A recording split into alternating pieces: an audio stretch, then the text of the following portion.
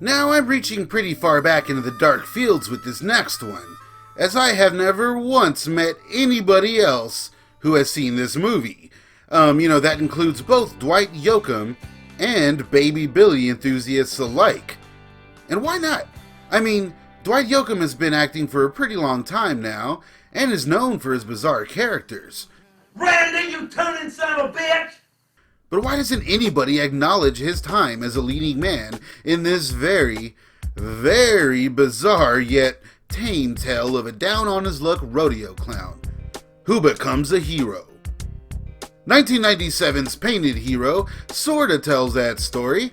It was produced in that magical time in the late 90s where these actioneers were being spewed out by these companies like Apex Entertainment, Cabin Fever, and October Films, just to name a few, all with notable stars as their leads, and all ironically now being released in bargain bins via Hallmark Video for whatever reason.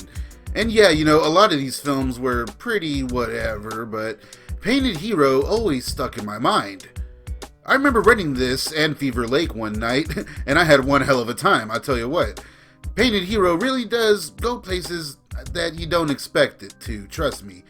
The film tells the tale of Virgil Kidder, a well-known circus clown, beloved by some, hated by others, notorious always. And yeah, he's a ragtag dude who's a bit down on his luck, and begrudgingly takes a job in yet another Texas town, one he knows he should stay away from. And we have some asshole cowboys that give him a hard time, and the guy he works for, played by Bo Hopkins, is pretty much his only friend, even though he takes advantage of him too. Well, we get a pretty cool supporting cast consisting of the asshole sheriff, John Getz, his waitress sister, Cindy Pickett, her son, Baby Billy, Walton Coggins. Who wants to suck a old man's dick? Here playing an asshole bull rider, and his goth wannabe vampire little sister is played here by Kirsten Warren in her film debut, who I think we all remember fondly from Saved by the Bell, the college years. And here she's pretty damn good, really making this an offbeat movie. And she thinks she's a vampire. Like, she really thinks that she's a vampire. She even makes Virgil Kidder put her in the trunk and tape it up so no sun gets in. It's a pretty strange addition to this otherwise kind of normal movie. Virgil, open the trunk. Please come out and open the trunk or I'm gonna die, Virgil. Please open the trunk. Open the trunk or I'm gonna die. I don't wanna die. You're not gonna die, Teresa. Listen to me. Listen. Come here. Come here.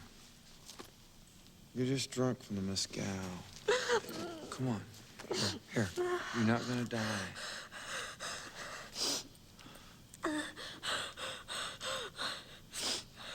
Open the trunk first. Okay, I'll open the trunk.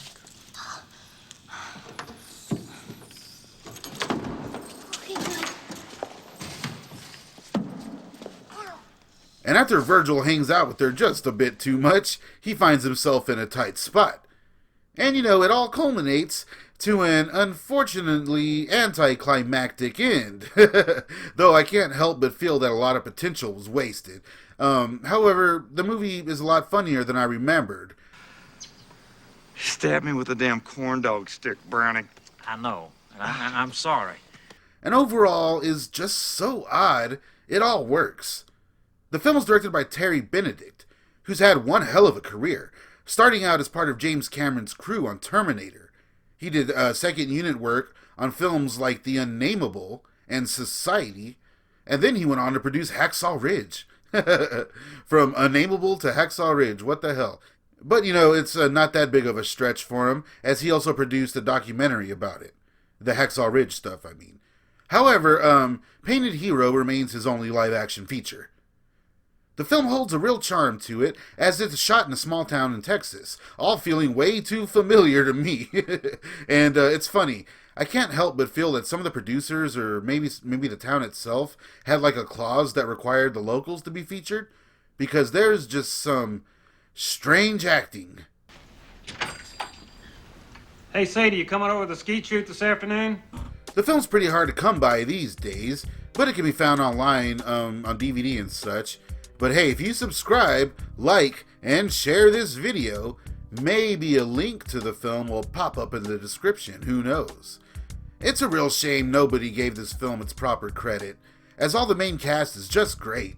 The only place I think the film fails really is its lack of any real action, which is a shame after seeing how Terry Benedict can direct action, watching his other movies. But, Cabin Fever, the production house, didn't have the best rep, and a lot of these straight-to-video companies were pretty sleazy. So, it probably just left a bad taste in their mouths. I'll be talking a bit more about these Cabin Fever actioneers down the line. Let me know if anybody out there has a preference.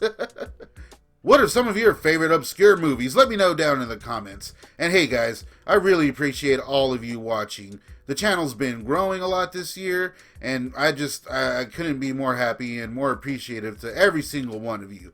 Thank you so much. Check out these other videos, why don't you? See you soon, dudes.